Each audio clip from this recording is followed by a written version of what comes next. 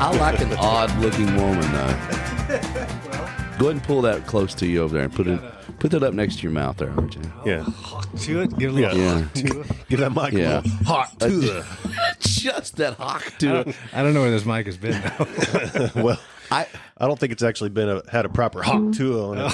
I said I want to go viral somehow, but I also don't want to disappoint my mother, and I don't know how to do this. I want to know this fine line that we have between, corruption of the soul. That's a tough one because you could conjure up a way to go viral real easy if you took out that one caveat. Buddy, I mean, if we had like when we were out on tour back in the day, circa 2005 through 2012, hardcore touring. Yeah. If we'd have had some kind of social media thing that they do now, Lord all we had was Facebook, MySpace, and then Facebook came along. But that was probably before you could even put videos up. Yeah, Vine wasn't even a thing.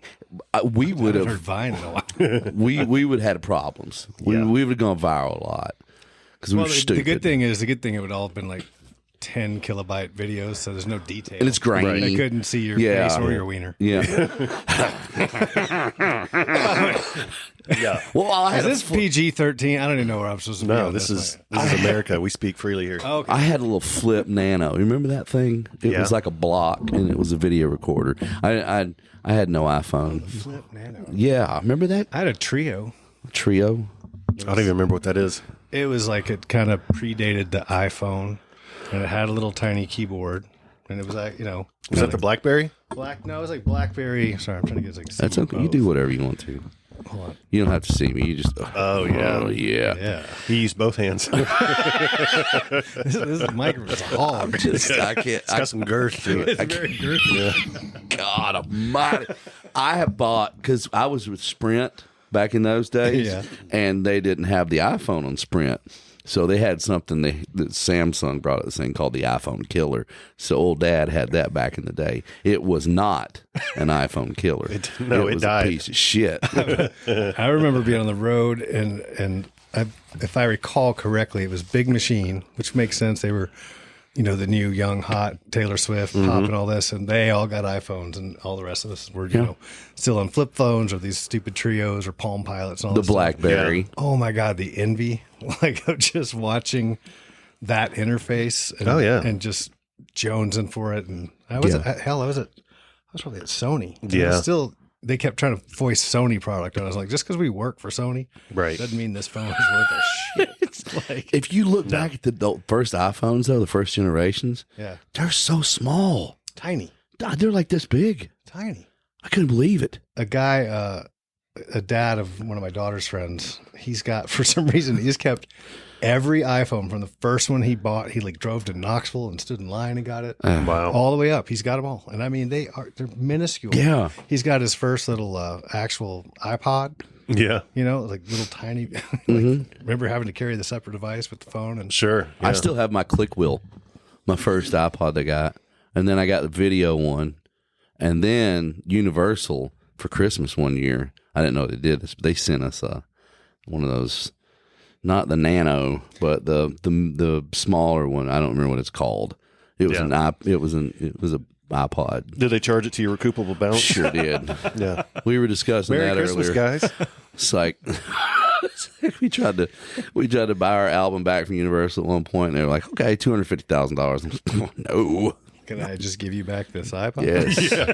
Call it even. Can I give you back all the dinners in the Starbucks that you bought me? Yeah.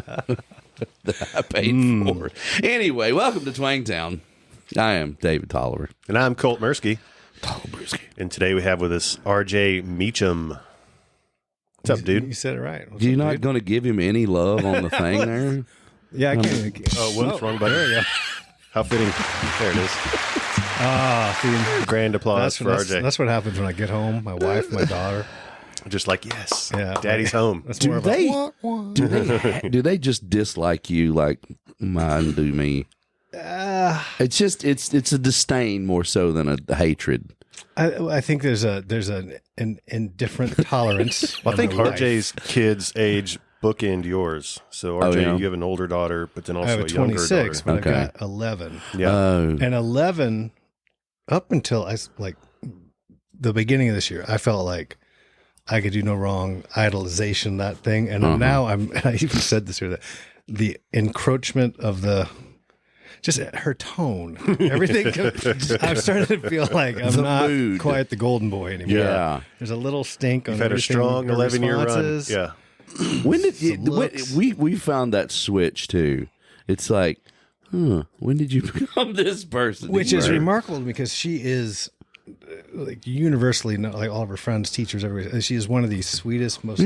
So it's particularly disconcerting Yeah. because my older daughter wasn't that girl. So kind of like, this is par for the course. Yeah. But this one's such a little sweet angel that now I'm like, oh, I don't like this at all. Yeah.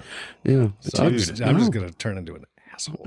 I can't wait till Colt gets to You that. want this? You want this? You want to play this game? You got beef? You want some? I promise you, though, I'll be the one devastated. Like, Oh, yeah. she won't even care.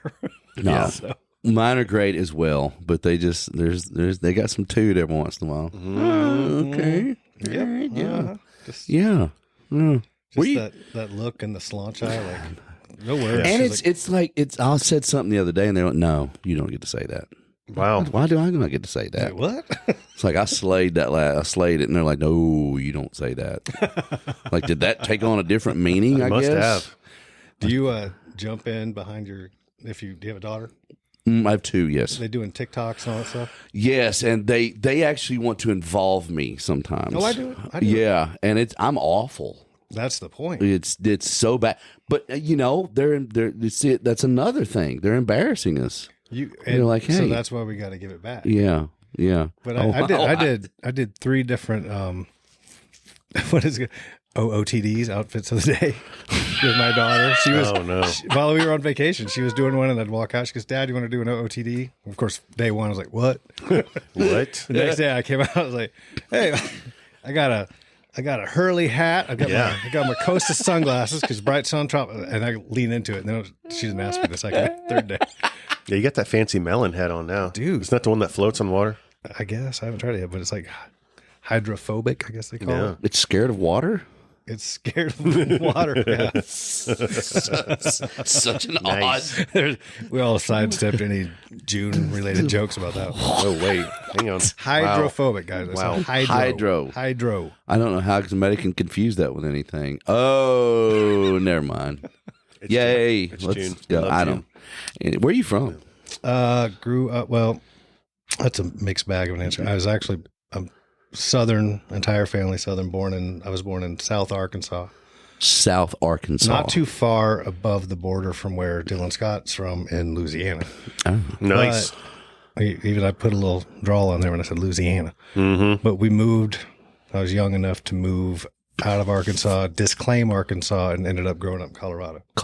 So that's where I tell people's home. But the roots, and my mom's been in Colorado for 45, 50 years now, and she sounds Southern as the day is long. And She hasn't lost a bit of it. Nice. And but she won't, if people are like, "Oh, where are you from?" She's like, "New York." And she will not, she will not give them an inch. She's like, New York. I get it. I get it. I've been in Nashville 26 years. Yeah. And, I've lived here longer than I lived in Kentucky. Yeah. But where are you from? I'm from Kentucky, but I live in Nashville. Yeah. You can't really get rid of it, I don't think. Well, you're like 3 hours away. If you saw where I was born In Arkansas. you're not going to claim, I won't say it, but you're not going to claim that town. Buddy, have you been? What's wrong with that town? You would go, I'm from Little Rock, if you wanted to say. It's relatively speaking, Yeah. a much better place than Okay. Yeah. little El Dorado. Yeah. El Dorado, Arkansas. El Dorado. El Dorado? Not even El Dorado. No, not El Dorado. Not El Dorado. not the city of gold. No. No. Far The from city it. of wood pulp. The from city of lumber mills pyrite. And a smell of oil. So you got this, it's a Where in Colorado did you? Fort Collins, Colorado, north of Denver. Yes. Know Fort Collins well. Not too far south of the I like it out there. I Wyoming border. spent a lot of time in Colorado. I love it. Denver and Aspen and Aspen. played some shows around the state of Colorado. I don't know why I'm talking like that now. So stupid. Why are you The Aspen bringing was that? taking You're over. talking about my state, and that's where you went. You know, because he said the word ass. Ass. A little place called I like Aspen. It's not reality. Yeah, where the beer flows like wine. And the women instinctively block like the salmon of Capistrano. That's it. Anyway. That was not rehearsed, I promise. Oh, Jeez, that was smooth though. so, y'all been around each other a little bit. man, I've known Colt for 20 years, maybe. Yeah, something like close that. to it. Something like that. I'm not that far off with you, Michael. I met you in Well, you were here in 05 when I started, right? It is 20. I've known you since 19 years. So far. Yeah. Good God. You're a little punk ass intern or something, weren't you? Yeah, you want to see something funny? I got this legal document from Garth Brooks's people.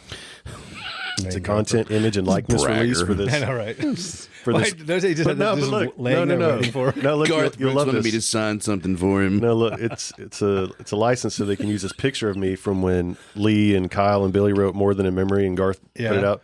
Look at this picture of me that they're going to put in this book. Oh, God. Hold on. It's sad. It's going to take Oh, buddy. Could you not sign the release? right? Everybody signs it, but Colt. Can you just blur my Who face didn't out? sign it? That chunky girl in the back row. Let me see this. I haven't seen it either. Oh shit! That's like 2007. Oh my God. Yeah, bangs, baby. Is that you? Yeah, That is not you. yeah. I think everyone is stretched except you. Like Drew's head looks like a 6 head. Billy's, yeah. Who's behind Garth? I don't know. I was trying to look at that Completely earlier. I covered was like, who's behind Garth? I couldn't figure it out. Oh my God. I didn't even see. I didn't even look at anything but. We'll put this. Yeah, Osier's in there, and Can Drew. we put this picture on the pod so everybody can see this? Yeah, I'll put it up on Instagram. Can you find Colt Mertzke on this picture? Why are you so weird looking? I don't know. Must have had a bad day. You didn't. You're Boy. clean shaven. You would not be married to the woman you are. If she met me on that day. Touche. Bro, I don't even know if I want to be friends with you anymore after that. Look, I'm not really excited about this picture. I mean, I look a little hunchback for some reason. I think it's just the way the I'm shirt's really riding. more of a pro Colt 2015 forward. Yeah. You look like you're about to eat Garth. Hungry. Colt smash. Yeah. Like, I came because I thought there'd be ice cream. I heard there's going to be free food. I thought More Than a Memory was a new Baskin Robbins flavor. That just beat a little bit. Yes. Good times. Wow. Hey, how's that? Do you have flashbacks when you hold a water bottle now, Colt? Yeah, actually. All right, David. So here's what I was talking about. David hasn't heard the story. Oh, I now you're going to get it. Yeah. You'll understand. All right, so I'll preface it here a little bit. So when was this? 2 weeks. 3 weeks ago? CMA Fest. It was during CMA Fest week. yes. So when was this? Friday? No, Thursday. He worked through the trauma here. Yeah. So it's like the first day of CMA Fest. I go downtown. I catch a show right there in front of Bridgestone, and then I go and cool off for a minute at Bootleggers that I took you to later. And then we go catch the Hannah Ellis show with the Dr. Pepper stage. And I'm just standing. I'm probably like one of the first Curb people there, so I'm just kind of standing there in front of house and watching the show. And then everybody kind of slowly starts trickling in, and then RJ comes up to me, and I can't remember if you did it right off the bat. Or Oh, yeah. It was like, So- as I said, hi. Yeah, so RJ has this empty water bottle in his hand, and he's like, "Hey, man, what's up?" And he just gives me this hot tua right on the sack. Hey, old ball tap. Just a friendly. The very bottom. Friendly and it was bottle. it was a square water bottle thing. It wasn't round. It was so like had the corners. It's and like a stuff. Fajai water. like a Fajai water. He's trying to add all these, like, Yeah. it was like, it's like a mix, like with the spikes on it. Yeah. No, Yeah. It was No, but so he taps me in the sack with it, and dude, he hits it like perfect Corner. Like I hadn't been hitting like that probably since like I was a kid. Yeah. And he's like, oh, he's like, I barely did it. I'm like, it doesn't matter. Sometimes it was the perfect tap, right? Yeah. It's placement. And so I'm like, oh, fuck, that hurt, you know? And so and then I'm trying to like take my mind off it and watch Hannah's show. And I'm literally standing right in front of her. And so I'm just kind of standing there, and RJ and I are talking back and forth a little bit and just kind of waiting for the pain to go away. And all of a sudden I started feeling like nauseous. I'm like, oh, you know, when you get hit there, sometimes you get nauseous. I'm like, oh yeah, okay, I'm nauseous. All right. So I'm like standing with my arm against this metal barricade they have set up in front of the house, like they usually do. Yeah. I'm just kind of leaning against it, watching Hannah's show, and it's a little hot out too. And so I'm just standing there in the sun watching the show, and all of a sudden I get this real like lightheaded feeling. You know, like when you stand up too fast and you're like, whoa. And I was like, oh, that's weird. Okay. So I'm like just hanging onto that rail. I was like, all right, it'll go away in a minute. And the next thing I know, I'm waking up. People going, wake up. Are you okay? Are you okay? Dude, I pass out. I completely passed out. And I don't even remember passing out. All of a sudden, 1 second I'm standing up. The next minute I'm on my back and looking up at people, and they're like, are you okay? And everybody's all freaked out. And So What did you do to him? to fill in the blanks of what transpired that he doesn't remember. yeah, let's go there. He's standing right next to me, and I sense his movement out of the side of my eye. I kind of glance over, and he doesn't just topple over. Like you've seen people, you know, just where they just crumple. I've seen him. He went down like a very staged demolition like building. So he dropped to his knees and like to his hip and to his side, and he's on his back. And I look over at him, and I thought he had said something right before it, and I swear to God, I thought like Matt Alderman or something was walking up, and he was playing to the crowd. Yeah. So I looked around. Because you know me, I'm so dramatic. I ignore him completely. I'm looking around like, Jesus Christ, he like showing off. Like I'm calling him out for RJ's like, grow up. And I turn around and I look at him, and he's like, and I'm like, yeah, he's really leaning into this because his eyes are fluttering. and Sarah from publishing here, she's way over there. She sees it. She rushes over like an EMT because I'm a dumbass thinking he's just calling me out. And she's like, Colt. And I was like, oh, shit. Oh, this is serious. Quit being weird, bro. So I'm the one that did it, and then I'm one of the first faces he sees, and he's like, what happened? Yeah. Was this year? I might have No, even this gave was you- like a few weeks ago. I might have my even give you a God. little pop on the. So the greatest thing is Yeah, and so I'm sitting up, and the next thing I know, and then Allison she had drops her run phone, off. literally drops her phone, runs and goes and gets like the Vandy people wearing the red shirts and stuff, and they're you know running in, checking me out, asking me all these questions, and Yeah. they're like, all right, we're gonna get a wheelchair, and I'm like, fuck. because I can walk. No, we need to. They put me in a wheelchair and just we're like on this bumpy grass field, so I'm So just it's very I'm just slow. trucking, dude. I'm literally in the wheelchair like this, just going straight to the tent, and RJ follows me, and like they check my blood glucose, heart rate, blood pressure, everything. They asked me all these questions. I had to do all these like verbal tests and stuff, and Did they check your sack? well, it hadn't really quite. As I was sitting there, I started putting it all together. I was like, because like all my vitals checked out. I was perfectly fine. I'd eaten that morning. I even drank like a big electrolyte drink, you know, on my way down, because, you know, this isn't my first rodeo. I know how to do all this. And as I'm sitting there, I'm thinking, I'm like, oh shit, I passed out because RJ hit me in the nuts. Yeah. I mean, And I look up at RJ, and after the people stopped asking me questions, I was like, come here. He bent down. I was like, dude, I passed out because you hit me in the nuts. You knocked me out with I'm my like- nuts. Yeah, and he goes, oh. And he said something like, oh, that's your kill switch. found your kill switch. Yeah. So And then they wheelchair me over to a fucking like gator or a race. like a side by side. We're gonna go put you in a cooling tent. So then they wheelchair me through the thing, load me in. I have to put my seatbelt on. How to are go. you not videoing all this? I have to wear a seatbelt to go 50 yards down the thing. And then so they stick me in the cooling tent, give me a bottle of water and a cool rag, and I'm just sitting there. And then I finished my bottle of He water. said there were a bunch of little kids that have passed out and gotten sick. Actually, I'm there by myself. There was like that mom and a kid. Yeah, there was a mom and a kid. Colt just sitting there. Where's your mommy, son? Oh, did you pass out too? Did you eat too much cotton candy? But So then I sit there and cool off, and then I was go off. basically like, I'm going to bust you. Then we go to the Dylan Scott VIP party, and I have to hear it from everybody. Everybody's like, "Are you okay?" Well, yeah, because okay? I did. Are you okay? First thing I did is walk in and I told everybody. Because he was behind me. And so I came in. I think I made it all the way to Dylan and even Yeah. told Dylan. He beeline So straight he for walks Dylan. into the room and everybody, it's already like, oh, Colt, are you okay? Yeah, because half the people saw me pass out, and everybody else, the word of mouth just spread so fast. yeah. My favorite too, though, is you in that wheelchair. The first run from the yeah. spot. He's riding along, and of course I'm I'm sticking with you, buddy. Yeah. And he looks, he goes, "This is so embarrassing." So embarrassing. And it's one of those like extra wide wheelchairs that they have to accommodate all sizes. Yeah. So he just looked. Colt's a big dude, but he looks kind of like a little kid. Just getting rolled over to the tent.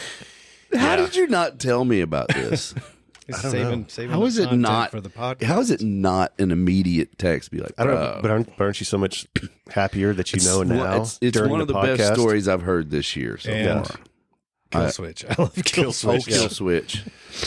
Yeah. I don't think I've ever heard anyone. Oh, and then like right after Dylan's VIP thing was done, we're all hanging out, and so I'm still like a little, PTSD. He comes up to me and like checks me. Oh no, you didn't. Dylan did. Dylan did. And dude, like I jumped back so far, and I just felt all this adrenaline shoot through my body. I was like, oh yeah, still a little. Let's not do that again. So to boil it down now, Yeah. we know where Flinchy McFlincherton's kill switch is. Yeah, Wow. All you got to do is just threaten it. just get you a water ball and a That's why I little was. taparoo, and So that's why I said you having flashbacks every time you grab a water bottle like that. yeah, good times. Hey, where's mine? Thanks. There's You don't need that. There's nothing like good friends. There really isn't. Yeah. I told. What's funny about that though? I told my wife the story. And she's like, "What the fuck?" Like, and I said, It's like, what the fuck is Honey. wrong with you? "Guys, ball tap each other Yeah. all the time." It's a rite of passage. That's what And Olivia it's said. even She was like, grown men. It's like, you guys are so stupid. Why would he even do that? What's wrong with him? I'm like, no, that's a thing. Just Like we've done that as guys since we were Every kids. once in a while, it goes terribly wrong. But I've never dropped a guy that way before. Dude, so I had a CMA Fest. I'm sorry, 10 Pan South a couple years ago. I had some work done down there, and everyone knows that I had work done down there. What kind of work? It's Tuck. yeah, they got too big. No, I had some boys, reattached. Oh, Jesus. Yeah, which is it's way worse going the other way. Oh, I see. Yeah. So in- So you untied the knot. Updating. yeah, updated. Updating the plumbing. 2.0. But anyway, everyone knows this. And there's one friend in our group who we specifically told, do not touch my balls. Which is it's funny. There's always that one for that you have to tell them. Yeah. You have to tell them. Because they're immediately Otherwise going for they're going it. to. Yeah. So skip ahead to after the show. There's like 20 of us. I've got my guitar on my back. We're like, let's go over to this bar and have a drink. We left Hard Rocks where I played for 10 Pan. We're walking up the street, and I'm just standing without any worries in the world at the light, waiting for it to change so I can cross and have a cold beverage. The one friend that we told not to comes up behind me, sneak attack from behind and up and inside. No, And- why? Yeah, buddy. Oh, see, that's Did you just forget? He forgot. aggressive. And as soon as he did it, I went down and everybody jumped him. All the women, all the men. What the fuck are you doing? What? How fresh off this were you? Oh, dude, it was a couple weeks out. Like it's some of the worst. The boys are still tender. Also, all right, ball tap, little light flick, water bottle empty, whatever. No. But Water through- bottle with a from corner on it. behind, through your legs. That's aggressive. and that's Yeah. not a ball tap. Yeah. It's like, I forgot. That's almost crossing a line. That's definitely crossing the line. I immediately That deserves a pulled punch to the myself back face. together and walked to my car, and Jen and I more came akin home. to a reach around than a ball tap. It's an aggressive reach around. And that's crossing the line. No, That's a crotch hook, man. It's That's like something you do in hockey. You know, like Yeah, and you get a penalty for that. yeah, mean spirited. But I would rather do that through and up like that and punch it than through up and then cradle it. I don't know. Oh, hey. Well, hey, Maybe that time because Nothing wrong with a good cradle here in June, RJ. nuts and wrong. there's nothing wrong with that. So in how long did you live in Colorado? Probably from 4th grade till I got out of a couple years out of college. Where'd you go to school? Before I moved here? Valley Elementary. Where'd you go to college? Colorado. You went to Colorado. Yeah. You were Buffalo. Yeah. I've been. Oh, yeah. I've Go Buffs. Yeah. Dion. Yeah. Let's go, baby. I would not have said go Buffs. Boulder is Year before last. is a really interesting town. My dad, big hardcore conservative guy. He was the greatest, aside from me being the first in the family to graduate college, or at least on his side of the family. His greatest joy was that I did not come out a communist. He's just serious. Yeah, 100%. Well, I mean, if you think about, Boulder is historically super hippie. Is it? They call it the Republic of Boulder. Yeah. Gotcha. It's I bought a familiar. meteorite necklace in Boulder. I don't know. A meteorite It's necklace. high. I don't remember. Yeah. I lived in an apartment complex, and we didn't have numbers. Each one was named after a planet, and we lived in Neptune. Wow. And we all wished we had lived in Uranus Because duh. I bet you, like, everyone had like little planet painted on the door. Like, you had Where do friends- you live, Uranus? No. Seriously, where do you live, Will? You won't believe me when I tell you. I love it out there. I really do. I enjoy it. I enjoy that place. I didn't know it was like that out there. Buddy. Never been. It will Boulder specifically. I mean, if you get out, Colorado, in almost any direction is cowboys and country and agricultural. And then you've got Denver's, just normal city, just like this. But Boulder's just very insular. It always has been. Mm-hmm. But it's crazy because all that, it's also stupidly expensive. Yeah. So you have to be a rich hippie to live there. Rich hippie. Because it's Yeah. just- That always goes hand in hand. yeah. Yeah. But That's a rare 1% elite group of people right there. We should go to Boulder before long. Yeah, We should. Let's go to Denver. Let's see what's up. Yeah. How let's far take away is Boulder from Denver? like 30 minutes. Yeah. Oh, Not okay. bad. Yeah. It's And an then easy you drive. shoot right up into the mountains, go up to Cripple Creek, got some gambling, Mm-hmm. and then head on up to the high country. Two places. That's on my tattoo: mountain, ocean. Give me those. Either one of those. I guess Nashville's somewhere here in the middle. Yeah. But You go to Yeah. the ocean a lot more than you go to the mountains. I'm stepping up the mountain thing now. I kind of got Yeah. rekindled my love of skiing and I still go skiing with guys. I That's ski true. with from high school forward. Dude, it honestly, it's one of those things because I feel the same way. When you get next to a mountain or you're to the ocean, you realize how small you really are and how yeah. insignificant your problems are. Yeah. And it's weird, hippie-ish to say, but No, I feel the same true. way. It's two of my favorite places in the world are on a mountain, skiing, Yep. or, floating out in the middle of an ocean. And my wife, so we took my daughter skiing for the first time ever spring break last year. And she's not a skier, but I put daughter in school and I skied a couple days. So she would come up and do the après ski thing. So she liked it because she got to look really cute and bought a whole bunch of outfits and sit there with a fire with a cocktail. But she's loving it. And it was a nice sunny day, so it wasn't cold. But Yeah. And I'd always told her, I said, beach towns and ski towns are the same people. Yeah. That same vibe, that appreciation of nature, getting out there and doing something in nature, basking and all that. What you said, feeling small against just the big awesomeness of this world. It's the same type of folk and the same energy and all that stuff. And she was like, 100%. I said, now granted, tomorrow it might be cloudy. It's going to be -5. Yeah. It doesn't have the same appeal maybe to you. Right. But to Yeah. me, I just Yeah. sitting in either spot. I'm in that same zone in my head. It's so nice. I've snowboarded my first little bit of being on snow on something, and I liked it, but I hated it because it was so you catch an edge and you die. It hurts. It hurts real bad. I didn't realize I was a skier until like 4 years ago. I got on skis for the first time. I'm like, what the fuck was wrong with me? Because you get to use 2 feet for the balance. Yes. No, And it's so easy. I will say, once you figure snowboarding out, I think it's easier to look like you know what you're doing more quickly on a snowboard because you don't got 2 legs going 2 different ways and all this. Yeah. And if you get on powder, that feeling of just those sweeping, carving turns, floating on top of the snow, that's hard to beat. It was the sideways thing for me, I think. I didn't like being sideways. I wanted to be looking down the hill. And if you go back, you just slam your ass. If you fall forward, your knees crash in. Like the second time I went out, I was getting decent, and I caught a back edge coming around the mountain. Yep. And I pooped in my pants. I hit so hard. I had a helmet on. It cracked the helmet. And I pooped my pants. Wow. Damn. That's worse than what I did. Well, there we go. Yeah. So, yeah. I wasn't the best snowboarder. Clearly not. No, I don't know how I did it. It was great.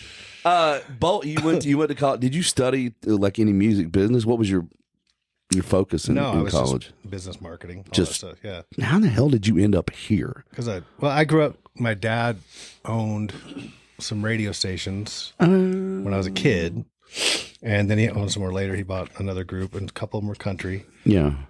And I was kind of right there in college, out of the late end of high school, but certainly through college was the Garth explosion, all that stuff here. So the music was everywhere. But I'd grown up listening to Willie and Waylon for him. You know, he was always, I think the first thing I learned on a guitar was Heroes Have Always Been Cowboys by Willie Nelson. Great song. Love that song. And, It's a standard. yeah, it's a go-to. And so I got out, I went to work, and by that point I was playing in a country band that I had started. And I was like, I went to work for one of Dad's companies. I was like, I want to go to Nashville and see what that's about. And when was that? That was 93, 94. Oh. So you moved here in 1993, 94. I got to see old Nashville, which I'm so grateful Old for. dirty That's Nashville. Old dirty. It's when you didn't Downtown, just you like, didn't go to Second Avenue. No, well, you did. Well, you went for specific things. No, but you'd go to Broadway, but you would only stay on the north side. You'd go to Tootsie's or Robert's Western World. Yep. We'd go up to Printer's Alley to Skulls, which is not what people think it is now. No. It was a dude, Skull, sat in the back with this little 8x10 or 8-inch black and white TV, stacked up newspapers, would barely look at you, ceilings that were, maybe 6.5 feet tall and yellow or orangish shag carpeting. But it might be Merle Haggard's guitar player sitting in on a session. Yeah. And, Bobby Bear might pop up. It was like that. It was like, holy crap. And it just felt like you were living on the edge down there seeing this history. It was scary charming in that time. You remember, did you ever go to the brass stables there? No. Quality. Did you ever see the one-legged stripper in there? I did not. I did. Yeah, how was that? Yeah, it was interesting. Yeah. Pour Some Sugar on Me has different meaning to me now. She have some good pole work? Buddy. It was... She brought her Printer's own Alley was not what Printer's Alley is now. I mean, Lonnie's was it Lonnie's was there? late. Fiddle and Steel. Yep, that was there. Fiddle and Steel was because that's where Rascal Flatts played. Yeah. They tore all that down. Yeah, It was great though, man. I just loved it. it was character. But remember, if you were coming out of like Robert's Western World, which that was BR 549 was playing. Oh, yeah. That whole rockabilly hillbilly thing. Hey, which they still Holina. do. By the way, it's the only place I can go downtown now where I still feel like Same. I'm here. I agree with Like, that. oh my god, It's this the is best. 1994. Robert's Western World is the best honky tonk on Broadway. 100%. It hasn't most authentic, changed. most It hasn't authentic. changed. Yeah. And the greatest thing is if you go in from the Ryman side, you don't even have to step out on stupid Broadway. Yeah. Go in, bask Yeah. in it, get your PBR and your bologna sandwich, and walk out. But you'd walk out those doors, and across that street there was like some little dive bar. And this is when there's no Bridgestone. That's all just black. There's no street lights down there. It's just empty steel and you were like, don't cross the street. Just sin. If you want to get stabbed, go right there. If you want to get stabbed. right there. Yeah. Yeah, Bridgestone was here when I moved here. It is. When did it get built? 99? 97. 97? Yeah. Yeah. So it 97 was when the Predators first started playing, right? That early? No, Yeah. maybe Because the Titans went to the Super Bowl in 99. but they weren't here yet. Yeah, because That was their first. They were- But that's when the, what was it called? The Coliseum, whatever, Adelphia Coliseum was first Yeah. built. Wow, But the Bridgestone was already here because the Predators and Titans were playing at the same time. I love you call it the Bridgestone. the Bridgestone, The Bridgestone. like the Ohio State. Well, it used to Yeah. be called the GEC, the Gaylord Entertainment Center. It sure did, didn't it? Yep. And then I Bridgestone don't moved remember there. that. Yeah. I forgot all about that. Look at you historian. Did you Take that, Bobby Tomberlin. Did you miss out? Did you miss out on Opryland Amusement Park? Yeah, it was gone. Opera Mills is already here. God, it was so great. Yeah, It was so kitschy and like winter. If you go there with a girlfriend, they had a little fires out and they'd all roasting nuts. We have a lot of nut talk. A lot of nut talk in this already. you went over there, right? You just all Ah, about but you some know, like nuts, ain't you? chestnuts. You know, chestnuts Yeah. on an open fire. You know, That's it. That Yeah. thing. Yeah. But then, the caroling, because I mean, it's Music City, so the little, traveling minstrel groups or whatever that was singing What? Christmas carols. Wow. Not that minstrel. Nashville was different back The then. other minstrels. God. You know what I'm talking about. Diamond Rio was over there singing. Playing their lutes. Oh, you're liar and loot. 'Twas a cold winter, grandmother. Everybody's talking in longhand. You go out to Opryland, like at least one of you is not going to make it back. It's long. No. God. I love that place. Yeah, dude. When they tore it down and built a mall that I don't go to. Yeah, I can't malls do in it anymore. general. Man, it has, we talk about it quite often, but it has changed. I mean, when I moved here, Demumbrian was still wax museums and souvenir shops. And My first, when I moved here to do the music thing, and I had a girlfriend that moved out from Colorado for a summer, and I wasn't working because I was just trying to chase the music thing, but I was really just drinking a lot of beers. So I started my first job in Nashville was at the Nashville Cowboy, which was right there on Demumbrian, selling really ugly Western shirts Yes. and boots to tourists. And then we'd walk up the hill to Gillies, Gillies, yeah. which is right there across from where the roundabout wasn't, where that big glass tower is Yep. now. And we'd shoot pool and drink buckets of beer at Gillies. Rude. And that was. Yeah, But you're right. Like Conway Twitty had a store, and George Yeah. Jones had a store. yeah, Country Music Hall of Fame was right Country across music, the yeah, street. looked like an old church. Yeah. Chasey Lawrence got shot in the parking lot. I don't know. It's awesome. Let me tell you what Jared Neiman. Oh, never mind. Wait, what? We No, that all we all know That was what in the Jared. parking lot of Tin Roof. Never mind. Wow. Good times. There's been many instances of sickness in that parking lot. That across whole from that. stretch. Yeah. When And they, it still goes on today. yeah. I try man, not to go down there too often. No. So you moved here. And did you worked at the Nashville Cowboy? That was a summer. Sounds fun. The cool thing, I did meet one of my best friends on the planet was also working there. Yeah. And to this day, we're still, we ended up being roommates with another guy. We're all living together. Dirt cheap rent. We're probably splitting 3-bedroom place for probably what, 600 was great. Yeah, that's changed. And, just a bit. Yeah. But yeah, so I mean, that's what came out of Nashville Cowboy. Nice. What was your first job like actually in the music business? There was a guy that my dad introduced me to who had a company here. This title of this makes me laugh. It's called Honest Music, which, I just, but no. And this guy is a major player in like music library and all of that stuff. This was his third or fourth or fifth company. One of his publishing companies he sold to Zomba. He's started the biggest classical music library in the world. And this is like, where films and everything, that's where they get all of the classical thing, all that stuff. But he was starting a little imprint here. And, when you remember then, like that was the night everybody, because country was just exploded. Yeah. And it was pretty wide open because you could have, you had Garth and all those guys, but you had Mary Chapin Carpenter and you had, some interesting, the Mavericks, which are kind of all these things were coming around. Mm-hmm. And he had this one girl that was kind of AAA folk country. Yeah. I mean, it was a stretch. Yeah. So he hired me and I think it was like $12,000 a year. It was awesome. Yes. And which was, I think, under the poverty line even then. Yeah. That was my first publishing deal, I think, was 12. Yeah, I was like, woo! And by the way, going from what they were paying at Nashville Cowboys, like, Yeah.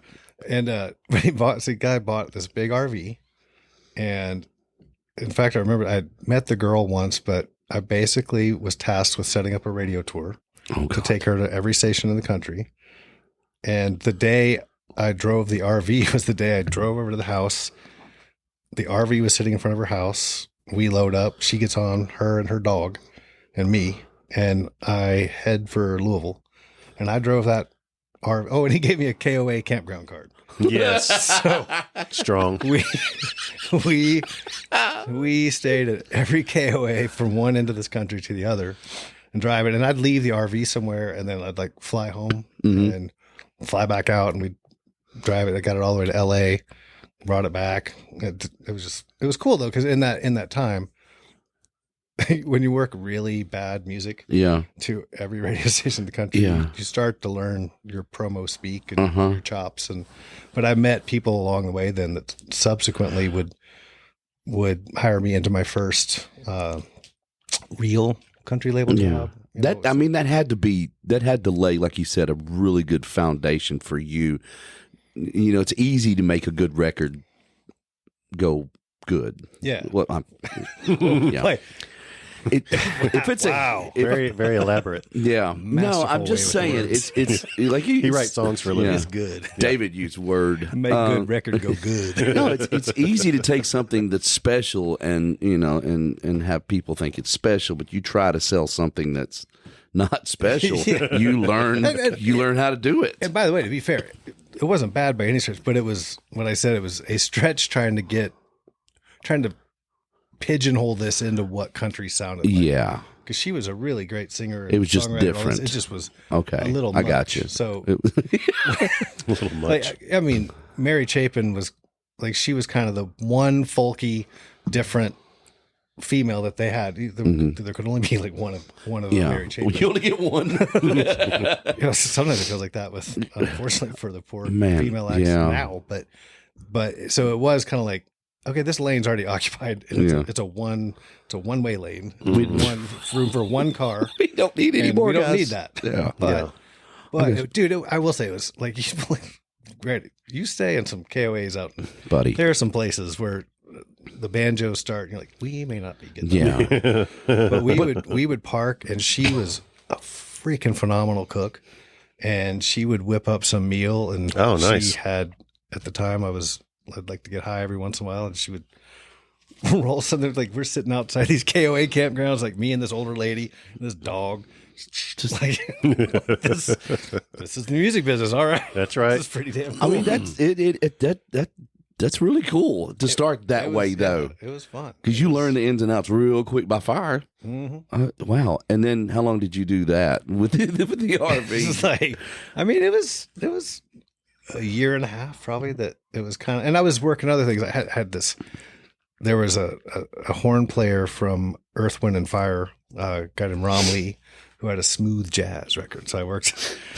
Nice. I was working I had some smooth jazz indies, and I had a Celtic group from Ireland where do you work that? So I had a classical guy doing classical promo for me, and I'm like, I did not move to Nashville for any of this. Yeah. And so when I finally Seems like a skit show. I mean, so when I got the call to go, there was a Bud Schetzel and Roy Wunsch, who had been the head of CBS Sony, had started. There were all the pop-up indies had come along, and Imprint Records was opened up. And I had met the guy that was going to run the promo team when we went through Dallas on radio tour with that girl, and they called me, and I was like, "Oh yeah, I'm going to do this." Yeah. And the other regional that was hired for the Southwest was Enzo DiVincenzo, who Enzo. Wow. is our boy and manages Lee Brice now. So our first little days. Nice. Real promo jobs. I didn't know Enzo did that. I thought he just appeared one day and managed. You know what I mean? He worked, when I first met Enzo, he had just started getting into management, but he was with MCA, right? Before? Yeah. I think he went MCA or DreamWorks. He kind of bounced or did the label bouncing. Yeah. But yeah, he I think he was there about the same. Because they shut down. They ran out of money. On the day, the day they shut down was the day I'd left the building to go over and sign. I had gotten hired by Monument for that promo team, which was going to break this freaky looking group of girls called the Dixie Chicks. Ah, yes. So I went over to Sony, which is in the building Mike's got over here, where the Quonset hut is. And all Yeah.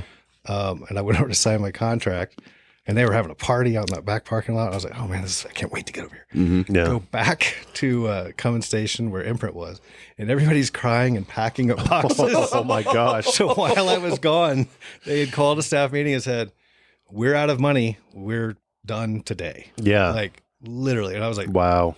I got my stuff, went right back to that parking lot. God. I was like, Dude, what a lucky rock and roll. break. Yeah, it was awesome. Wow. So you worked with the Chicks? Yeah, I was. How was that? When I first heard them, I'm like, this is going to be huge. It was crazy because people don't remember that name. Got a lot of eye rolling back then. Yeah. When you first said it, Dixie Chicks. What? And then if you remember, they had like feather boas and all this stuff. Mm-hmm. So it was everyone called them when they saw them. They were like, "Oh, the Country Spice Girls." And but you would take them on radio tour, and they would open those cases, Dude. and you walked out with the ad. They were Yeah. just dropping jaws everywhere we went. Yeah. And it was me and the three of them, and they had a guitar player traveling. So I don't remember that guy's name. In a van, just from Maine to I think I had all the way to Michigan in my region, and I'm not sure how far south. So I was just bounce every station with those girls. They were amazing. They were so. They still they are. were so I mean, fun. it's just when you heard her sing and you heard them two play, and I was in love with all of them. Oh God. You know, it was a 98, 99, somewhere around there. Yeah. Well, yeah. What was it? I think we started taking them out in 96, 97, right in there. Yeah. Okay, so they hit about. Yep. Okay, yeah. And yeah, we like arguments over. All the guys were definitely either crushing on. Well, Marty was our number one. Like I don't know why we all just the fiddle Oh player. yeah, yeah, I think fiddle was yeah. my first love, my first instrument, and that plus her, and she was just her and Emily, her sister, were just the sweetest. It sounds bad if I'm omitting that. Natalie was awesome. Natalie was always the fiery one. Yeah. Not a surprise anyway. Obviously. Yeah. Yeah. And I saw the Marty. sisters were such a great balance Yeah. to that, and then all of them together, that energy was just freaking insane. Yeah. I was at the Courtyard Cafe Oh God, yeah. in Antioch. Back when Hickory Hollow Mall was not a shooting stab. No. My first place was around the corner from here. Dude, I lived in Donaldson, Hermitage area. So, and Chad, my dual partner, who became my dual partner later at the time, was playing in his rock band over at the Courtyard. So I would go watch them, and like the Warren Brothers, they took the Warren Brothers spot over there. So I was there one night, and the Warren Brothers were there, and like in walks Marty, and I'm like, this is the greatest thing of all time.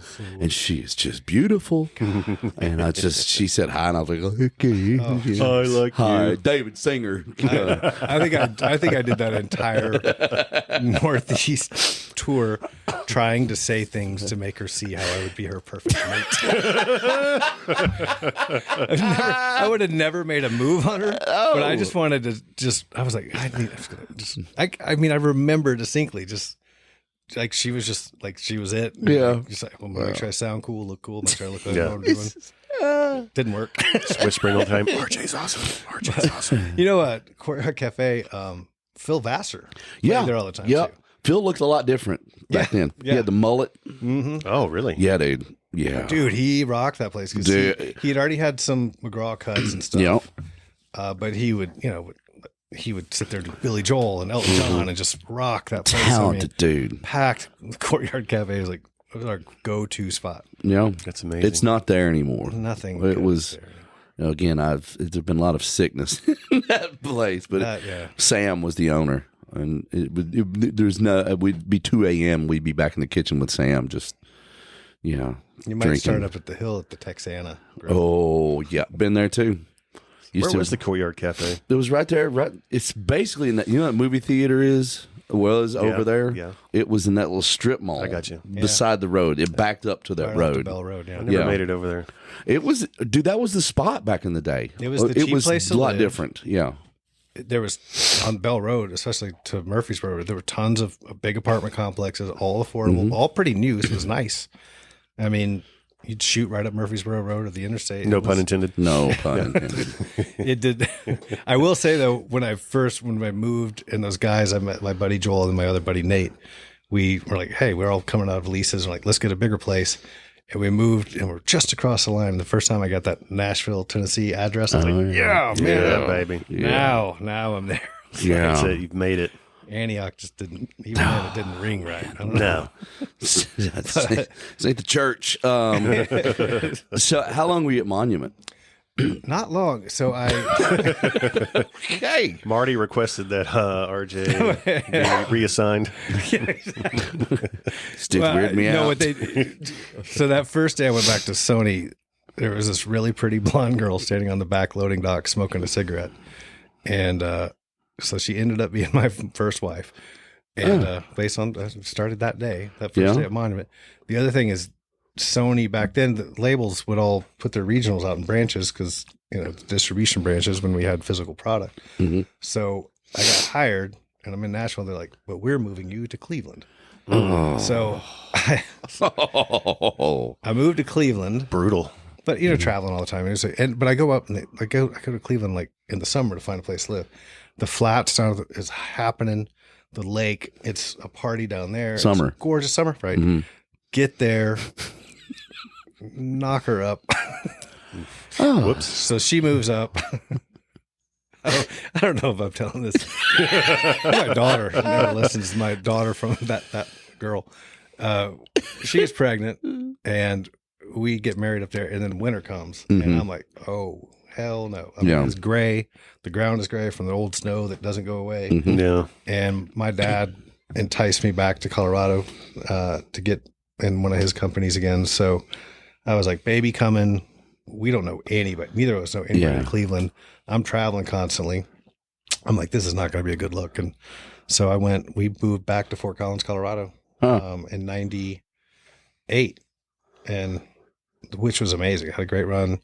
Had our daughter, had mom and dad there to help raise her. Yeah. It was a great job fiscally. They paid way more than we were making at labels those days. So that was a nice move for the family. And then ended up back in Nashville after that company sold. I moved to Tampa for a little bit to run it for the new people that bought it. And then I was like, I'm out, and came back in 04, which is right before I met you. Yeah. To Curb It's a year before Asylum. I got here. Yeah. Curb Asylum. Curb Asylum. You've been here ever since. Not at Curb. Not at Curb. I left Curb in 07 Okay. to go to B&A, which was Sony, Kenny Chesney's. Not the imprint. airport. Not the airport. Mm. Did a lot of that too. Yeah. And so stayed there for almost 10 years at Sony, B&A. And then we took on the name Columbia when they merged the two imprints. Mm-hmm. So did that until I came back here in 2016. Nice.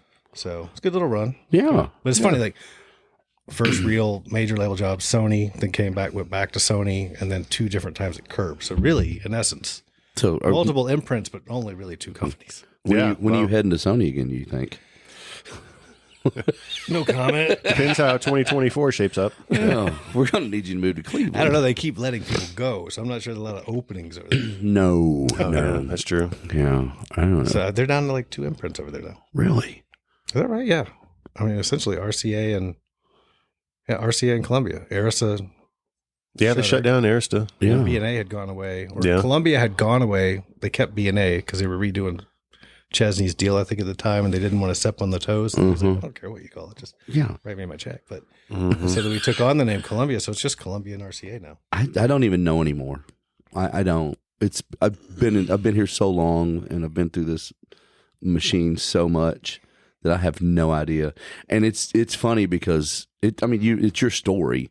You'll look and one person that you worked with at one company will be that same person at another company, and it's a big old wheel of not shame, but Big wheel of shame. Sometimes. it's like a big family. It's a weird incestuous family here in the music business. And I think it explains a lot about how, because I know label folks from, especially in my world, promotion, the New York and LA, they cannot fathom how we operate here. Yeah. But it's because we're so small, we all know each other, we've all probably worked together or will at some point, and everybody's friends. It Yeah. really is. It's cutthroat and competitive, but at the end of the day, I hang out with these people. I Sure. go golfing with them. We intentionally are.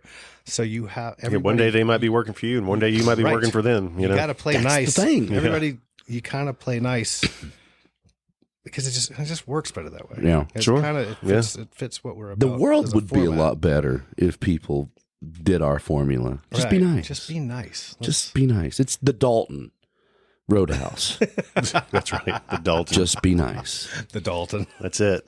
I'll let you but know it's when it's true. time not to be nice. Yeah. You know? That's my favorite thing about this town. Is like, in fact, when you guys saw me, I was walking up here. I was talking to the head of another team at Warner. We're just coordinating, hanging out with somebody in Atlanta tomorrow night. It's great. Like, and even when we go to shows, we'll help the other label get the radio guys or DSP guys or whatever out to make sure they're watching the show for that artist, and they'll help us get them in front of our artists. Like that kind of That's nice. way of doing business just makes it way more enjoyable. yeah. It's definitely less stressful. We do all of the backstabbing here happens in the night, in the dark. So that's And like sometimes by proxy, so they can't pin it on you. so. I didn't do that. What a lot of people probably don't realize. Obviously, you work in radio promotions. For everybody who hasn't figured it out yet,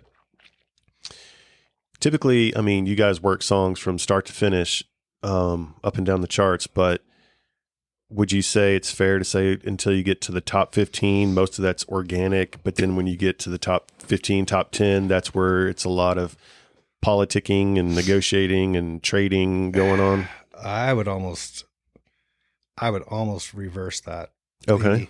See, that's why we're here. Yeah.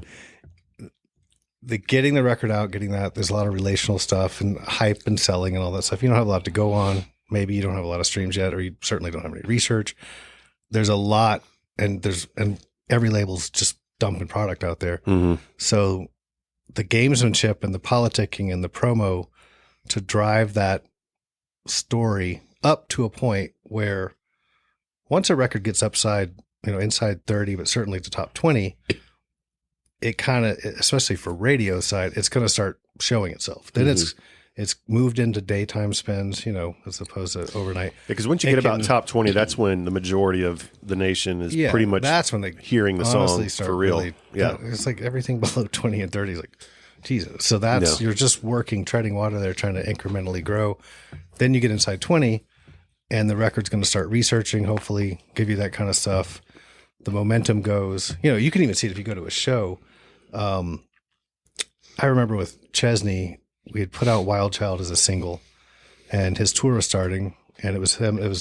I think it was the second one he had done with Grace Potter. He had done You and Tequila. That didn't peak. And Wild Child he put out. He put it in at the beginning of the tour, immediately pulled it like 4 or 5 weeks in because people just weren't singing to it. But we're like, we just started working it. Mm-hmm. Get to the end of the summer, and he wanted to pull it. We were at 11, and he hadn't been playing it this whole time. And we looked at each other over at Columbia, and we're like, there's a path. We can get this thing to number one. So a couple of weeks later, he puts it back in his set for the tour, and lo and behold, 70,000 people in a stadium are singing it. Wow. Like that time of growth where early on, of course, they hadn't heard it. Sure. They weren't, Yeah. Once radio had kicked in and it was really getting heard in the day, you could feel it viscerally Right. that, oh crap, everybody knows this song now. And that's how it is. So once people are hearing it, then it's going to research, then they can start moving it up. I mean, there's still a lot of gamesmanship and politicking there too. And there's a lot of gamesmanship and politicking inside top 10 as you start trying to engineer a number one push. Yeah. Because you got to kind of look at who's going when. Is that where some of the relationships come in with the other peoples? A lot. Yeah. Because who's got the heat and the power. Like, look, if I'm talking to someone at Big Loud, I mean, Morgan Wallen's going to get up there. Yeah. You kind of got to navigate. Like, there's certain things of Morgan Wallen, a Luke Combs. Mm-hmm. You've got to figure out where to thread the needle. Yeah. And Yeah, they're going to sit up there 1 week, or they're going to sit up there 5 weeks. you don't always know. Yeah. And they don't always know. So that's there's a lot of that. But for us, especially, I think, as a smaller label, the record itself has to do the work for us once it gets inside 30, and that means start to research. Talk about that for just a second. When you say research, is that kind of a bunch of bullshit? Is what it is. Tell us how you really feel. Don't sugarcoat it. I mean, essentially, it's like anything. I mean, after they invest a certain number of spins in a song, and there's arguments about how many that is, and certainly it's got to have daytime airplay versus being cast away in the overnights. Once there's some level of familiarity out there, they'll put it in a research panel. And it might be 30 songs, it might be 20 songs. And they being the radio stations? The radio station will, or they'll use companies that do it for them and provide them back the information. And they usually solicit from like their loyal listener databases or, online or whatever, how they do it. And so you go through it. It's like they got to rank it like, have you heard it? So that's going to be your familiarity score. Then if they've heard it, then they get to ask the next questions and be like, do you want to hear the song more? Do you want to hear the song less? Do you like this song? Just all these different things that scale it, and it gets assigned a score. So you look at all those things and then you go through, and now imagine that, and you're doing it. If you're taking the research panel or doing the research, you got to sit there and listen to 30 clips. So you can get real bored. I've tried to do it before, and I'm in the business, and I'm like, I'm out at like 10 songs. I mean, 10 in, you've got to be like, So then like skip. So the problem is, so then you go, okay, they'll send it. They'll be like, well, this isn't researching. Like, well, how big was your research panel? Like 130 people. You're like, okay, and how many of your spins, of the 200 spins that you've given this record, how many were like during the day? And it was maybe 30%. So I'm like, is that really a viable read? Yeah, if your song's the first one compared to the last one, that could really make a difference on how your song is scored. There's a lot of things. Yeah. So, especially these days, right, where everything is so based in a 10, 15 second lifetime.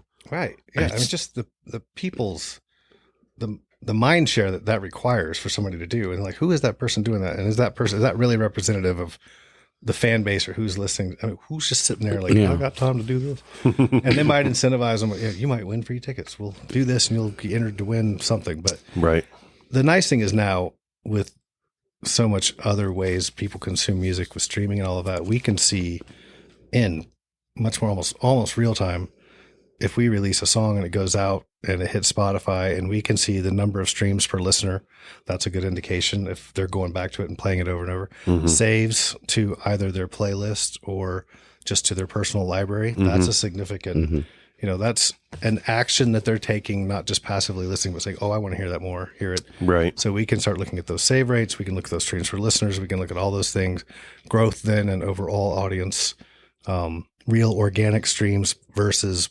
programmed by, for example, if it gets put in a playlist or it's pushed through, there's a couple of different distinctions on the streaming side between on demand and programmed, but they're really kind of the same. But if it's a programmed stream, it's calculated differently, but what you want to see is that people are organically going back to it and listening to it. So it's they're not hearing it through an algorithmic thing that Spotify is feeding them. They're going and listening to it from their own database. Yeah. And that's kind of like the real engagement, because the old days used to be, oh my God, I heard this song, I'm going to go drive down to the record store and buy myself a single. Yep. And that was the measure of real, that took effort and money. Sure. And that tells you, now we have to look at it from a digital perspective. That was my next question after the whole research thing, was how much do you base on Spotify, Pandora, Apple Music, and all that now? It's that has to be a huge part of your research now. And it is. It can give you a great indicator, but it's not always, you can't lean on it too much. It's not the end all be all, because at the end of the day, music is a subjective art form. Yeah. And we can all sit here and go, we can all listen to one song and I love it. You never want to hear it again. And you're meh. Yeah. And every one of those opinions is valid. Sure. And just data metrics by themselves sometimes take out the fact that a song might resonate for a different reason. It might work great on the radio and sound great on the radio, but it's not for some reason consuming because it's not something people want to save and hear it all the time. That's my next question. So how do you've got a lot of artists and you're like, how do you decide on what's a single now? Is that part of it? Is the streaming or the streaming platforms an influence to that? It's like, cause you'll have Lee Brice put out 3 or 4 songs on streaming and then you'll hear a completely different song on the radio. I mean, I'm not using that as a solid example, but that's just hypothetically. Well, sometimes that, yes, it can be a major driver. Okay. If a song's out and you can see those metrics and the numbers are there and you're like, wow, that's checking the boxes and the timing works, you can grab that song and go. Mm-hmm. The last couple of Dylan Scott singles were picked because they had such significant streaming metrics and were, checked all those boxes. We're like, we know intrinsically based on what we've done with this artist, that once this song then sees the light of day at radio, just like the others that look like this from numerically, we know it's going to research, it's going to pop, and sure enough, it does. Mm-hmm. But to your point, if people are using both radio and streaming, the streaming cycles are much faster. Mm-hmm. And radio is very confined because it's 24 hours a day. You got spot loads and all this stuff. There's only so much music they can carry. You've got a certain amount of spots. So Spotify could play 4 Morgan Wallen songs if they want, or they can play 3 Dylan Scott songs, or they can play whatever they want, and they'll cycle through them much more quickly. So if you listen sometimes to the highway, even at Sirius XM, they might be 2 or 3 songs ahead of what the current radio single is because terrestrial radio is moving so slow. Yeah. Mm-hmm. So we can use that too. I mean, Sirius XM can be a great indicator. Pandora and their thumbs up, thumbs down.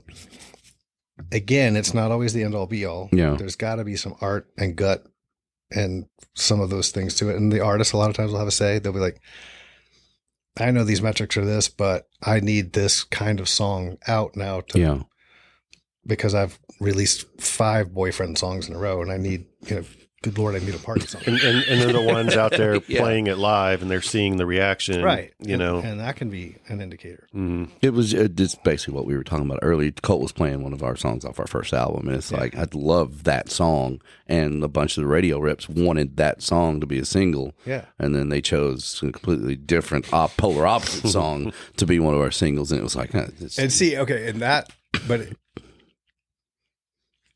that was back then, especially A&R people a lot of times, because there were none of those metrics other than what the band might say was happening on the road, but there was no other stuff you could look at really. Right. And a lot of times, not every label is like this, but the A&R people would sit and they were like, here are your singles. Mm-hmm. And they weren't, I was like, great. You don't know what we have to go out now and do. Right. And you would get some real interesting choices. And sometimes, they'd hit 3 or 4 and you're like, and then of course they think they're God. And then they never bring up the dogs they tell you to work. Right. And God, have I worked a lot of dogs. So, but nobody ever talks about it. You think, did you get to work Donkey? I did not work Donkey, and I am grateful. Okay. Did you write Donkey? I did write that. Did you ever see the video? I did see the video. Jared sent me the video. It's the laser beams and we were at a conference. We were at a meeting, and Gary Overton, the head of Sony Nashville at the time, was in there, and like the head of marketing, everybody's in there, and I'm in this meeting for some reason because I wasn't a VP yet at that point, but I was covering for somebody. And Gary says, "We got the video in, and nobody will ever see this video." And then the meeting ends, and I immediately sprint to the head of creative at the time. Yeah, slam the door. I was like, "Scott, I got to see the video." So he plays it, and to your point, Donkey was what it was, and rocked live party song. It was great. It was like the biggest club song of the year. Line dances.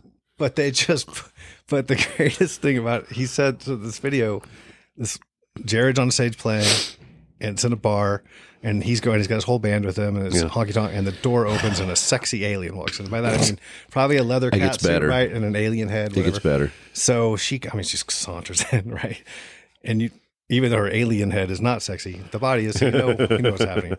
So, but every guy in the room that would gawk at her, she pulled out a laser gun, like, shoot them, and they turn into a donkey.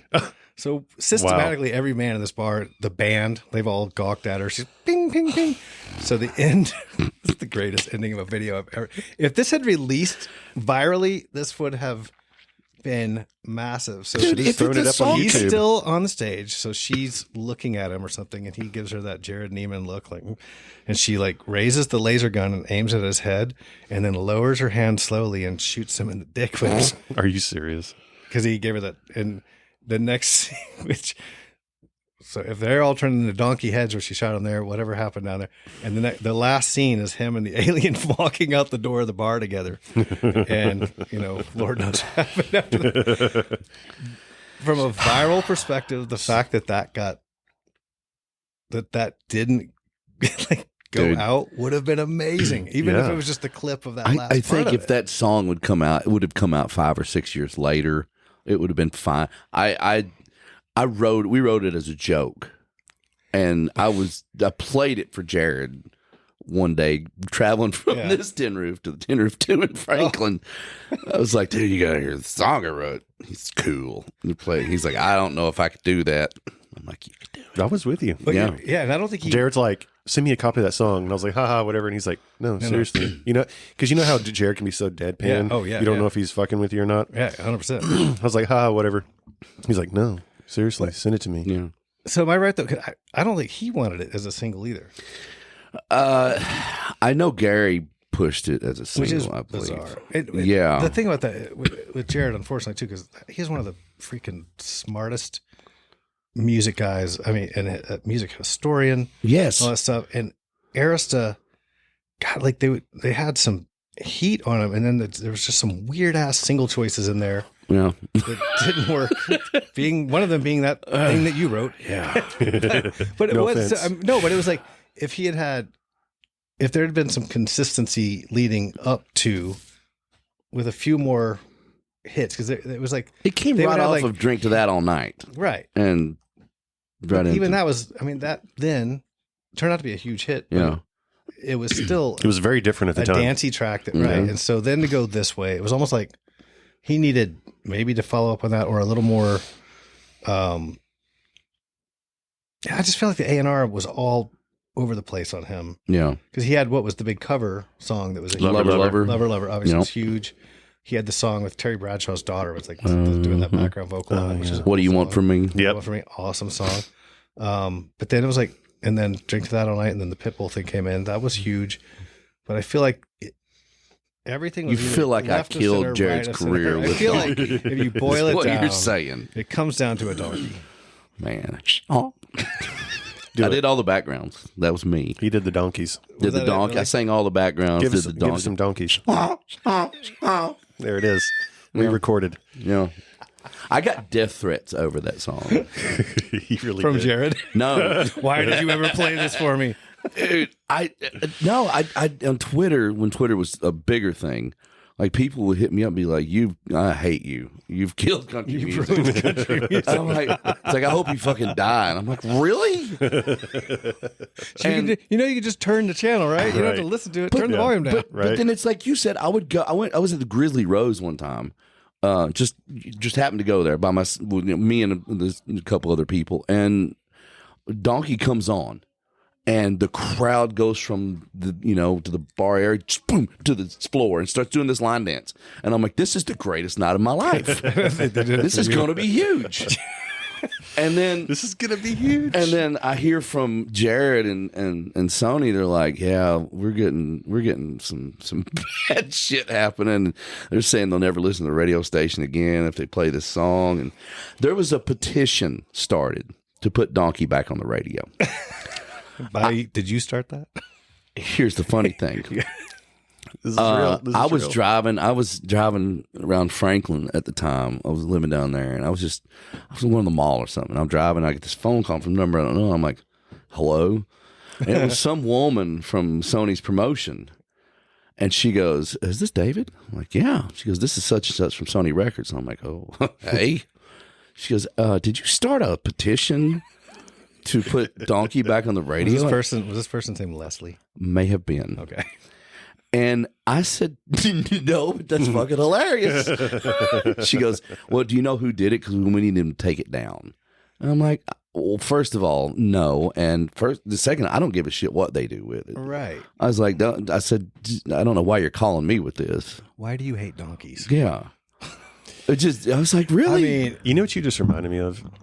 Were you at Sony when, obviously when Jake Owen was there? yeah. Do you remember the not Jake Owen Twitter account? God, greatest. Yeah. And I remember hearing stories like everybody at Sony was so mad because they couldn't figure out who was running the not Jake Owen account. We spent so much time sitting around at Sony trying to figure it out. Like this, how would he know that? Okay, he has that For piece people of who don't information. know, He's like there was a Twitter account called Not Jake Owen, and he would just like slander and make fun of everybody. He knew in the a music but it lot was inside. of stuff. It was very inside. It was so inside. Like the Not Jake Owen knew stuff like only like the music business people would yeah, know. yeah. I remember Dallas Davidson hired like a private investigator and spent like Because nobody was safe. Oh no, Nobody He was was safe. on he or she were on everyone. And dude, I remember Dallas spent tens of thousands of dollars trying to figure out who this person Why was. did he say something about Dallas, or did Dallas? Just Oh want to yeah, know who it was? oh yeah, oh yeah. He talked about everything. He talked about me, What was? but it was all. I knew My, it my was favorite one was When Life Gives You Lemons, Throw Them at the Low Cash Cowboys.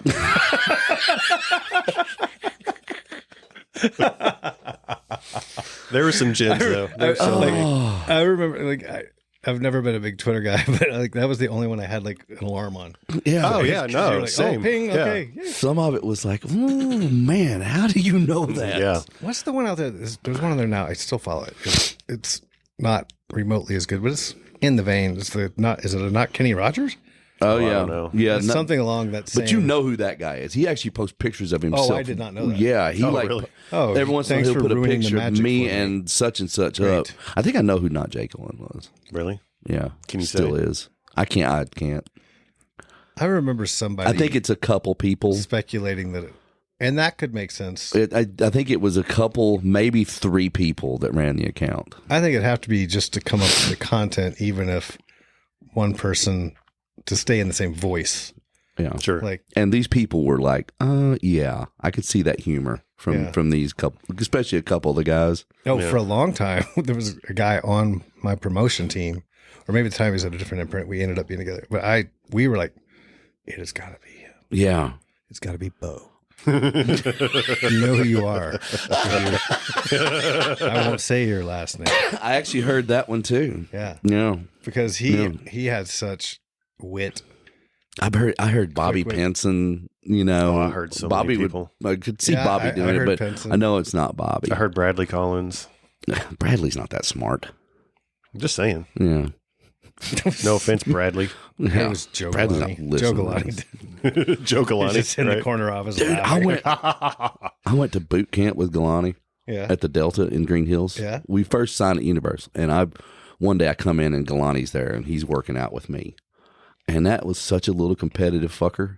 Dude, yeah. I was like, bro, he's like trying to hurt himself to keep up with me. And I'm like, bro, That guy got to where he was because of that. Yeah. I'm so grateful to have worked for him. It was like watching that man walk in and run a multi-day meeting at Sony and never look at a note.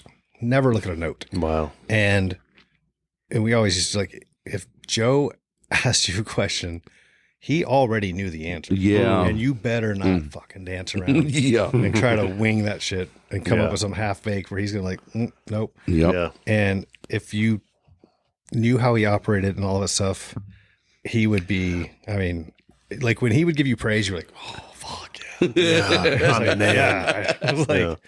and I mean, I watched him dress people down or I've watched him fire people because, you know, they would do that in a room full of people, flat out lie about, oh no, that record's still alive. And literally it's dead. And Joe knows it. Like, what? Yeah. And that's why he ran it so well. Yeah, he was Yeah. great. I mean, he was when you look at it in the track record and operate and just that whole New York element that he brought to it, you know. Mhm. Yeah. Mafia, Yeah. the mafia I didn't component. say that. All right, well, thanks guys. Prank caller. Yeah. Yeah. Yeah. Good times. Any Great oldies. any like I mean, we've all got stories from the road. You don't have to use names, but is there any particular story that if you were on the road with an artist that stands out as an ignorant time or a just good Lord moment? What did you do? A lot of the ignorant ones were, I don't remember, fortunately. Yeah. I woke up feeling guilty. Yeah. And ashamed but didn't remember. Why did I snort vodka last night? I don't know. I did once. This is on me. I'll tell this on me. For some reason, I was on the road. We were in Pennsylvania. I distinctly remember that. And I was on Trick Pony's bus. Oh, boy. So, yeah, right there. Yeah, we know Ira well. And lo and behold, he's the key character. He uses the cog. And I had a raging hangover and headache for the night before. It's a family show. Well, no, it's probably not. Wait for it. But so I'm like rummaging my bag and I pull out like some BC powders because that's how you get to a headache fast. Yeah. And he goes, "I dare you to snort that." And I don't know why I thought or didn't think that would be that big of a deal. Yeah. And I was going to take two of them, so I just poured two in my hand and I dropped them. No, I didn't put anything, and I cut a line. A big fat BC line. Oh God! No way! You know the things we do to make our artists. Yeah. Like us. And I just rolled up and I ripped that line. It felt like Ira punched me in the head. Oh, is what it felt like. I mean, instantaneous.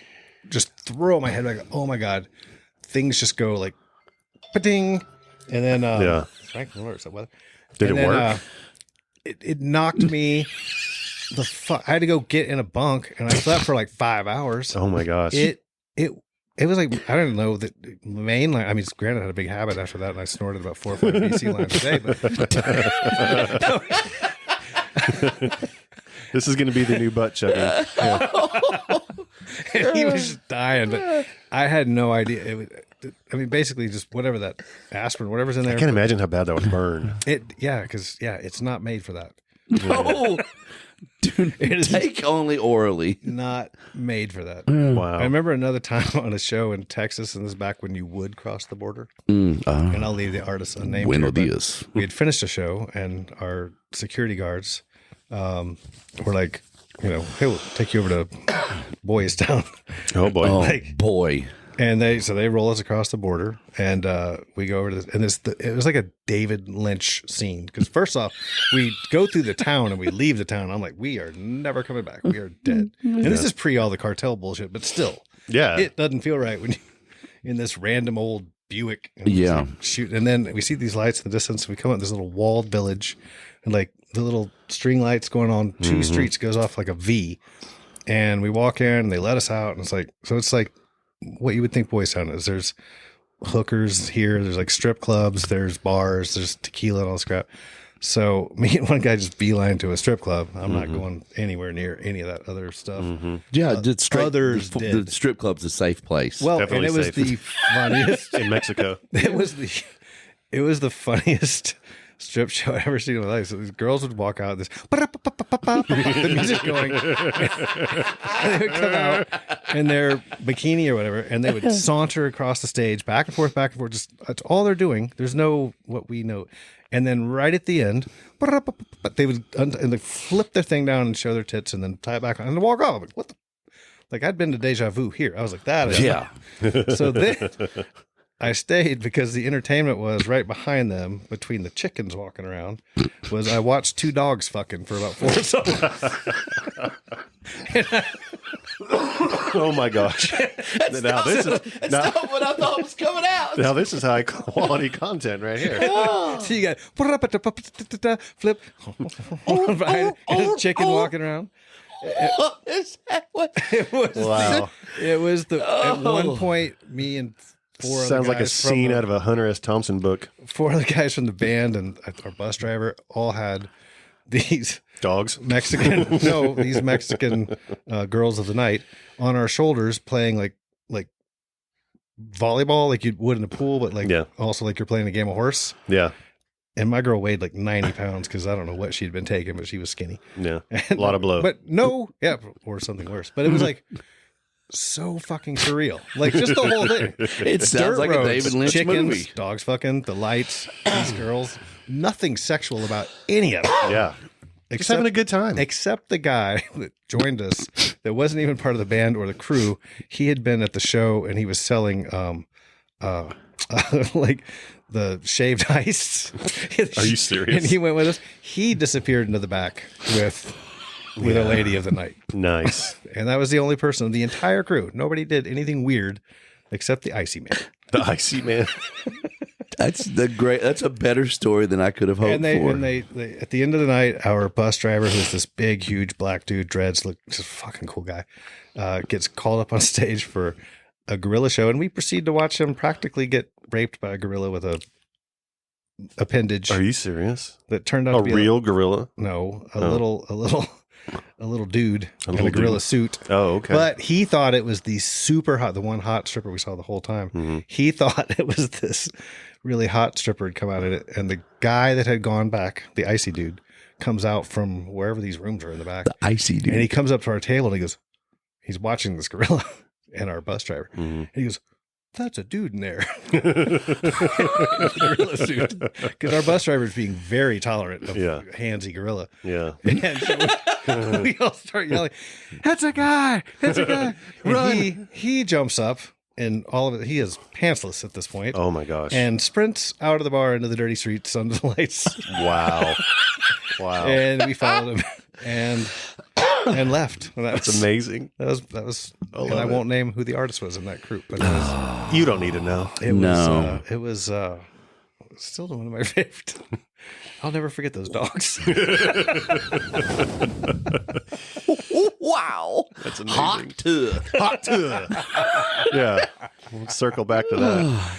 Dude. Jeez. What do you got coming out that you're excited about right now? Well, I love what we've got going. Kelsey Hart is crushing. Good Kentucky boy. Great kid. And he put together an album that is top to bottom amazing. It's pretty stellar. Nice. Yeah, just a killer job. Obviously, Lee's in the studio. He's lining up some big ass shit. Oh, I know. I'm the wearer. Dylan just keeps dropping bombs. You know? Dylan Scott. Yeah. You know? Dylan's got, he's got not even the single we're working, but he's got the other track out there, What He'll Never Have, is like almost 4 million a week streams now with nobody's pushing that. It's just organic taking off. And then I've heard early mixes of Rodney Atkins is fucking delivering. Really? It's great. New producers. You know, I think some Hardy's producer or Hardy's guy. It was What's his name? Wasn't it Jordan Schmidt? Yes. Yeah. Of the Schmidt brothers? Yes. The brothers Schmidt. There Yes, Jordan Schmidt. Dude, it's going to be one of those when people hear it, because you know it's more difficult for an artist that's been around for a while. But there's such this resurgence in the '90s country stuff, and he's feeling that on the road. Yeah, and he's got the older crowd that knew him when he was brand new, and their kids are coming to the shows and singing every word too. We saw it the other night at the Curb thing. It's unbelievable, and so he's having a wild resurgence right now, which is really cool. Yeah. I mean, his increase in listeners at Spotify and all this stuff. And he did an SEC college tour in the fall, just bounced around and did some, and they were packed, and it was all college kids. Good for him, singing man. Every word. So good for him. This project he's just finishing up is going to, everyone that hears it now is like, holy shit. Good. It's good. It's current. It's good. And it's even got a little retro Rodney vibes. The good retro Rodney vibes, it's good stuff. Check a lot of boxes. And then Hannah Ellis just is mastering 2 that I got to go in the studio and hear a little bit of that are, also Kentucky girl. We like the Kentucky. I think you do. We're fans. Got a few of us here. I said, no more of these fucking Kentucky. It's in our blood. You can't get us away. For a while there was everybody from Alabama. Yeah, Georgia. Good Lord. So thank God. Kentucky's out a bunch. We're deep in the tradition. Yes, you are. Deep in the deep. Got my favorite Dwight Yoakam's out of there. Yeah, he was born there. D. White. Yeah, D. White over around Pikeville. Yeah, he's a killer. Man, have you ever in your life done a podcast as fun as this one? No. Spun. The answer is always no. A wheel of shame. Shame. That might have been why I snorted a BC powder. I'm not even sure. Yeah, Maybe we should add that to the wheel I of can shame. hear Ira saying, Snorts and BC I can powder. hear Ira in my head, his voice right now, telling you to snort some And then BC him powder. just cackling, laughing Oh, after yeah. I was done. Oh, yeah. Like, Jesus. He's So like, we I can't had- believe you did that, you dumbass. Yeah, we had him on here, and I hurt afterwards. We couldn't stop He laughing. is so funny. Him doing Mel Tillis Oh, and God. telling Mel Tillis stories is one of the greatest He things did I've Mel ever Tillis heard. better than Mel Tillis. It's amazing. I'm not going to get into it, but he tell you the story of taking Melissa Rivers up to meet Mel, I don't think so. and Mel not knowing it was Melissa, Yeah. and Mel was talking about who she looked like, and was just ripping her mom apart and didn't realize it was her mom, and all the while, he's in his underwear. And there's porno on the TV, and he's got the volume turned way up, and he can't get it to stop. This is all happening at the front door. You got to get Ira to tell you this story. Well, it's on the podcast. Or no, that one, he told it the day of the podcast. I don't Did think he tell made- it off air? Yeah, I think it was off air. I couldn't breathe. I haven't talked to him in forever, and that is a reason to reconnect. You Oh, need yeah. to be like, Hey, tell- buddy, haven't talked to you in years. I need to hear a story. Yeah. You gotta. It's amazing. But Explain what I'm looking what at. you You're do. going to spend that, and it's going to determine what you do next with your Yeah. life. Are you going to give me some context once it lands Nope. on something? Yeah, Yeah, we'll when it tell you. lands You're on gonna tell me something. what it means. Yeah. Just get up in there and Everybody know what these things say. we know what they are. Yeah. Tortilla slap. It's code. I don't like that. I feel like ball you tap. deserve that. Ball I tap, probably do. tortilla slap, same family. I don't know what Don't Give it a don't proper finger Price it. is Right spin. Give us. if it needs a good. Yeah. I've never seen anyone spin it from the bottom. Well, he's left-handed. What's it land on? It's kind of the line between. I would say it's veering towards Old Smoky. Oh, Give it another spin. Yeah, Come give it on. one more. You don't want to do that. no, we want something fun. Oh boy, Pinche pendejo. this is not gonna end well. Tortilla slap. Yes! Have you been waiting? It's been a while. Who is it you got to slap? Oh wait, I did Sam Tenez. Sam Tennis, yeah. And we did someone else, too. Ben Glover. Ben Glover. Can you not? I talked to Ben today. Love Ben. All right, so David and I are going to do rock, paper, scissors to see who you get to tortilla slap. Oh, I get to slap you guys. Well, do you know how to Actually, tortilla slap? Do you know the game? No. Why don't Wait. you just do it in our video? I just do. want I me and have RJ. watched. Yeah. I have watched. You- it. you You got and to RJ. remind me though. What Okay, the? let me get the tortilla. Wait. Yeah, I don't think you've ever heard that on. I love it. There's a bag of tortillas. We have a bag of tortillas. They're getting old and crusty. Have you? Yeah. What's the expiration date of those? Yeah, we're not A going to hard tortilla is going to they're be a hard. whole They're different very game. hard. I want a nice, right. soft, fluffy. All right, we're just going to use one. Yeah. God, look at this rigid. It's like cardboard. Cardboard here. All right. So get your water. Oh, okay. That's right. I have seen this. So we're going to each take a sip of water and hold it in our mouth. And then we're going to do rock, paper, scissors. And whoever loses gets slapped by the tortilla. And no nut slaps. No. It's in the, All right. face, slap. right? Yeah. Yeah. And then do we that's get to it. alternate? If you want to play more than one round. Well, I mean, you're gonna if I win, knowing me because I mean, if you win, you get to slap me. right? And then payback is gonna be you are just gonna spew water in my face. Good Well- thing I'm wearing my hydrophobic hat. We can do we can do more than one round. I mean, if you win and you want to call it that, then we'll call it that. Yeah, that's almost like Russian roulette. Like, Yeah. who's gonna hawk two on the other? Hot tour. All right. You ready? We're going to take these off. This is not gonna. I feel like I feel like you should be standing up. somehow this is gonna be staged. It's not stay, just draw. Look at the draw. Or You ready? Yeah. All right. how much fun are you? How much fun are you?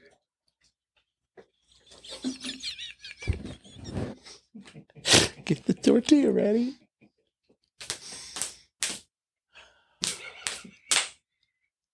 Oh!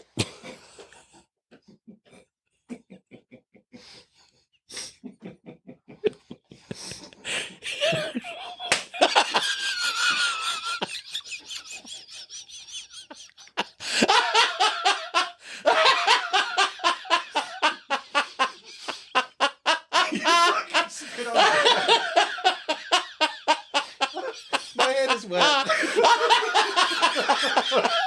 You spit on my head.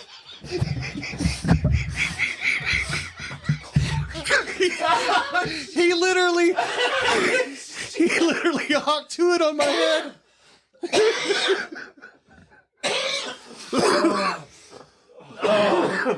RJ hocked to it on my head. That's disgusting. Boy, you didn't Hollywood. That was a full-on. I was that concrete. Oh, oh my God. That was payback from the. That was payback from the kill switch. That is the great. Oh my God. What about the back of my head where I'm wet with RJ? That's what she said. Oh, you got to see this video on our stuff, man. Holy shit! That's one of the greatest ones I've seen. That sound that it made when it hit your face. I got headphones on and it was loud. How bad did it hurt? Very shocked. Did it sting pretty good? Yeah, it was good to sting. Yeah. That's not a Las Palmas tortilla right there, folks. Yeah. That's no. It's been in that drawer Not for a fresh. year. just for this day. Wow. He probably pulled. It's probably all stuff. He had one hard one just in case I got tortillas left. You little red just right here. Well, I was red from the sun, but now They got a little tortilla imprint. Oh, dude. That was amazing. Thank you for That's coming fun, in guys. and sharing this Good time times. with us. yeah. Colt, I'm not even going to make him do the other thing. So you just Right. Well, You don't want to do the smelling salts? no. That might be enough. Are you for awake RJ. enough right now? The gym I was going to for a while had them because all these like strongmen and powerlifters use them to get all. Yeah. Yeah. And one time they were just sitting there, and I was like, "What the?" It was Yeah. awful. We almost killed Jim Ed Norman. Yeah. With him. Dude, The last name I would have imagined. he got right. It's like it's a super dose of it. Yeah. It's like it's concentrated, and he got it up in here, And he went in. sniffed and went down. It Look, was he's a 70s. yeah Late 70s. we were yeah. worried He for a snorted second. that like he knew what he was doing. I hit Did he it. tell you Balloon Dick story? Well, next time. That's something to do with him and Don Henley. That's all I know. God. Wow. Okay.